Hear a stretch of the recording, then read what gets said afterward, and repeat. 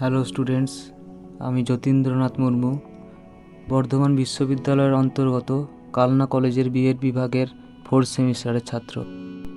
আজকে আমি ইপিসি 3 এর অন্তর্গত কন্টেন্ট ভিডিওর মাধ্যমে নবম শ্রেণীর ভূগোল বিষয়ের একটি গুরুত্বপূর্ণ টপিক পৃথিবীর পরিক্রমণ গতি সম্পর্কে আলোচনা করব। তাহলে প্রথমেই আমরা জানব পৃথিবীর পরিক্রমণ বলতে কী বোঝায়।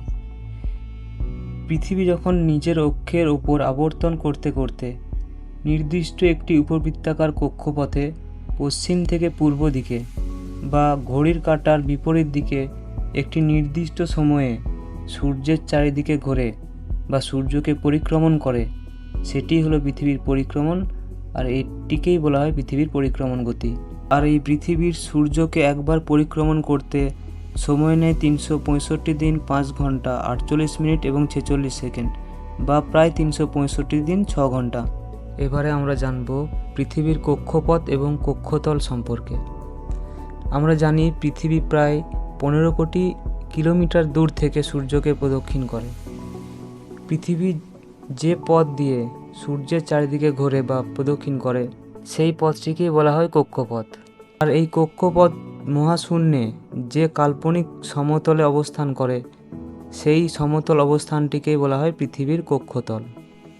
পৃথিবী যে অনবরত ঘুরে চলেছে কারণ পৃথিবীর নিজস্ব একটি গতিবেগ আছে, যাকে বলা হয় পৃথিবীর পরিক্রমণ বেগ। পৃথিবী প্রতি সেকেন্ডে প্রায় 30 কিলোমিটার গতিবেগে সূর্যকে কেন্দ্র করে মহাকাশে ছুটে চলেছে। এবারে আমরা জানব পৃথিবীর অপসূর এবং অনুসূর সম্পর্কে।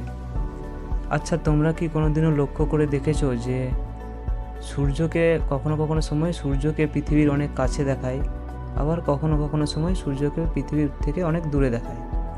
কিন্তু এরকমটা কেন হয়? কারণ পৃথিবী সূর্যের চারিদিকে ঘুরতে ঘুরতে একটি সময় সূর্য থেকে অনেক দূরে সরে যায়, আবার একটি সময় খুব কাছে চলে আসে। 4 জুলাই এই দিনটিতে সূর্য থেকে পৃথিবীর দূরত্ব সবথেকে বেশি থাকে, প্রায় 15 কোটি 20 লক্ষ কিলোমিটার। পৃথিবী এবং সূর্যের এই অবস্থানটিকে বলা হয় পৃথিবীর অপসূর অবস্থান। আবার 3রা জানুয়ারি দিনটিতে সূর্য থেকে পৃথিবীর দূরত্ব সবথেকে কম থাকে, প্রায় 14 কোটি 70 লক্ষ কিলোমিটার। পৃথিবীর এই অবস্থানটিকে বলা হয় অনুসূর অবস্থান। এবারে আসি অধিবর্ষে। আমরা জেনেছি যে পৃথিবী সূর্যকে একবার প্রদক্ষিণ করতে 365 দিন 5 ঘন্টা 48 মিনিট এবং 46 সেকেন্ড সময় নেয়। কিন্তু আমাদের ক্যালেন্ডারে সাধারণত 365 দিনে একটি বছর ধরা হয়, ফলে প্রতি বছর অতিরিক্ত প্রায় 6 ঘন্টা সময় জমা হতে থাকে। 4 বছরে এই অতিরিক্ত সময় প্রায় 1 দিনে পরিণত হয়। তাই প্রতি 4 বছর অন্তর ফেব্রুয়ারি মাসে ওই একটি অতিরিক্ত দিন যোগ করা হয়, অর্থাৎ সেই দিনটিতে 29শে ফেব্রুয়ারি ধরা হয়। তখন এই বছরটিকে বলা হয় অধিবর্ষ বা লিপ ইয়ার, যেমন 2020, 2024, 2028 ইত্যাদি। আচ্ছা, তোমরা কি কেউ বলতে পারবে যে 2028-এর পরের অধিবর্ষ কত সালে হতে পারে? বেশ, এবারে আমরা জেনে নিই পৃথিবীর অবস্থান এবং পৃথিবীর পরিক্রমণের ফলে আমাদের এই পৃথিবীতে কী রূপ পরিবর্তন হয় সেই সম্পর্কে।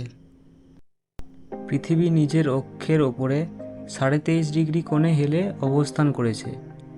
পৃথিবীর এই অবস্থানের কারণে এবং পৃথিবীর পরিক্রমণের ফলে পৃথিবীর মধ্যে ঋতু পরিবর্তন ঘটে থাকে। যে গোলার্ধে পৃথিবী সূর্যের দিকে হেলে থাকে সেখানে গ্রীষ্মকাল থাকে, আর যে গোলার্ধ সূর্য থেকে দূরে হেলে থাকে সেখানে শীতকাল থাকে। সুতরাং পৃথিবীর পরিক্রমণ, অক্ষের হেলানো অবস্থান এবং সূর্যের চারিদিকে এর গতির কারণেই অধিবর্ষ ও ঋতুচক্রের সৃষ্টি হয়েছে। ধন্যবাদ।